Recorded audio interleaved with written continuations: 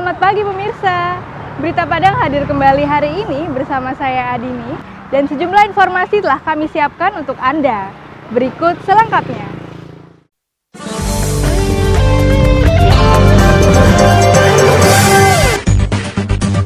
PSBB Sumatera Barat berlaku efektif hari ini hingga tanggal 5 Mei mendatang.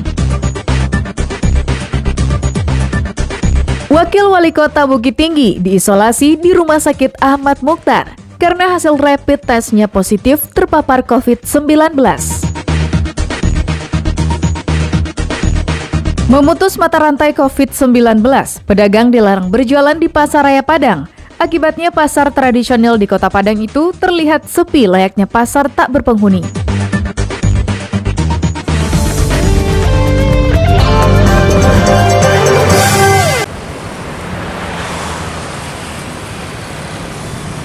Wakil Gubernur Sumatera Barat menghimbau kepada warga Sumatera Barat untuk tinggal di rumah dan tidak melakukan aktivitas yang tidak perlu di luar rumah. Wagub juga meminta agar perantau jujur melaporkan kondisinya agar penyebaran COVID-19 di Sumatera Barat dapat berkurang. Hal itu disampaikan Wakil Gubernur Sumatera Barat di Padang hari Selasa terkait akan diberlakukannya pembatasan sosial berskala besar di seluruh kabupaten dan kota di Sumatera Barat pada hari Rabu tanggal 22 April.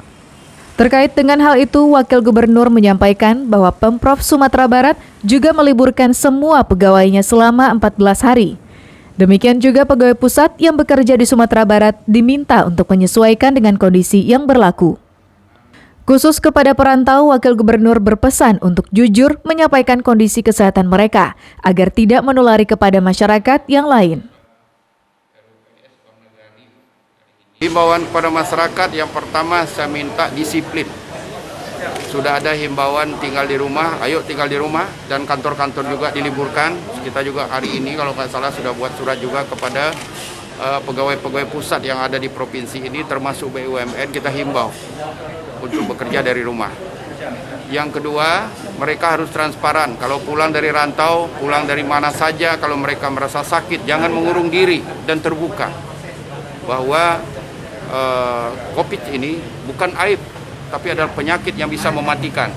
Sejumlah aturan diterapkan dalam PSBB sesuai ketentuan Menteri Kesehatan. Antara lain, tidak boleh berkumpul dalam jumlah besar. Kendaraan pribadi hanya boleh membawa 3 orang. Kendaraan umum penumpang hanya diperbolehkan membawa setengah dari kapasitas normal. Tidak diperbolehkan membuka usaha, kecuali yang berkaitan dengan bahan makanan. Laude Jordianse melaporkan dari Padang.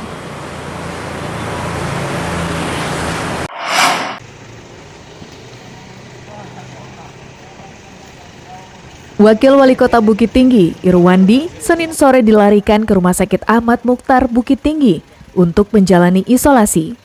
Tindakan isolasi ini merupakan tindak lanjut setelah rapid test yang dilakukan terhadap orang nomor 2 di kota wisata itu menunjukkan hasil positif. Terlebih, Wakil Wali Kota Bukit Tinggi juga menderita sakit yang mirip gejala penderita COVID-19. Namun untuk memastikannya, pihak Rumah Sakit Ahmad Mukhtar Bukit Tinggi telah melakukan uji swab Wakil Wali Kota tersebut dan mengirimkannya ke Laboratorium Fakultas Kedokteran Universitas Andalas di Padang. Dugaan terpaparnya Wakil Wali Kota tersebut disampaikan langsung oleh Wali Kota Bukit Tinggi kepada awak media.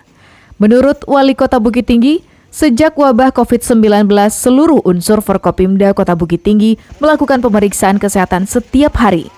Hal ini dilakukan karena setiap hari aktivitas mereka berjalan dengan mobilitas yang tinggi, sehingga rentan terpapar COVID-19.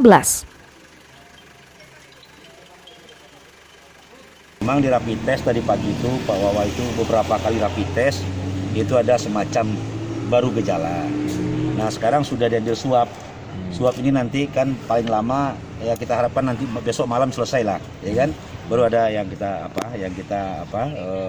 sampaikan nantinya. Jadi belum ada kepastian apakah ini positif kan belum bisa kita katakan. Swab yang boleh mengatakan positif itu adalah labor kan. Okay. Tapi swabnya diambil ya.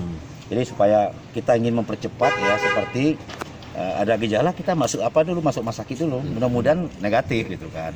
Negatif. Jadi Pak Wawa sekarang di rumah sakit kan diinapkan ya Pak ya? Ya, itu isolasi.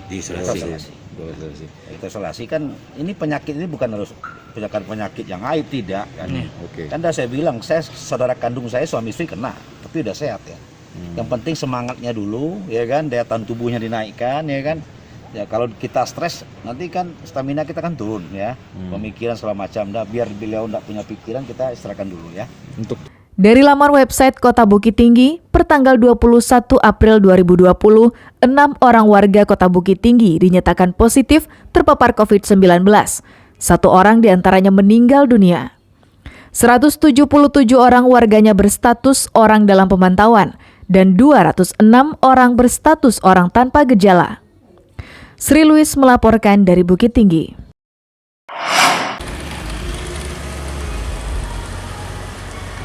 Pasar Raya Padang tidak beroperasi hari Selasa. Ini adalah hari kedua larangan berdagang di pasar raya tersebut. Walau demikian, pedagang di Pasar Raya Padang tetap datang ke lokasi tempat mereka berjualan untuk menjaga barang dagangannya, sekaligus untuk melihat situasi pasar. Sejak dilarangnya pedagang di Pasar Raya Kota Padang untuk berjualan selama 5 hari, suasana Pasar Raya Padang tampak sepi. Bagian luar pasar tampak lengang. Hanya ada kendaraan yang sesekali lewat. Namun tak ada lagi terdengar suara pedagang yang menjajakan barang dagangannya. Bagian dalam pasar raya lebih sepi lagi.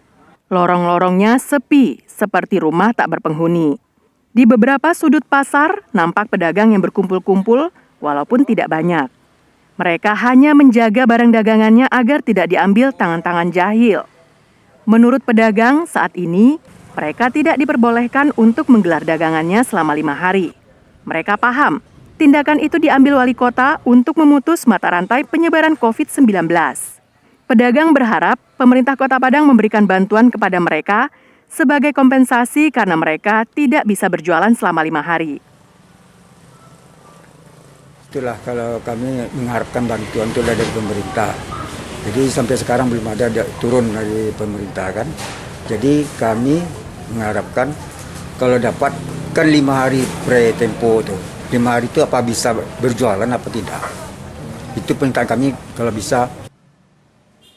Kebijakan penutupan Pasar Raya Padang dilakukan wali kota selain karena adanya 17 orang pedagang yang positif terjangkit COVID-19, juga sebagai persiapan dilaksanakannya PSBB di seluruh Sumatera Barat yang dimulai tanggal 22 April 2020 ini. Robiham melaporkan dari Padang.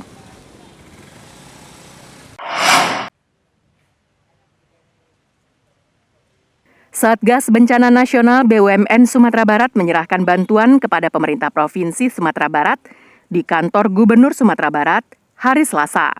Bantuan tersebut berupa wastafel portable untuk cuci tangan, masker, baju hazmat, termogan, dan keperluan lainnya yang seluruhnya bernilai 1.432 juta rupiah. Wastafel portable ini adalah salah satu bantuan yang diserahkan Satgas Bencana Nasional BUMN Sumatera Barat yang diantar ke kantor Gubernur Sumatera Barat. Gunanya untuk mencuci tangan agar bersih dari virus COVID-19.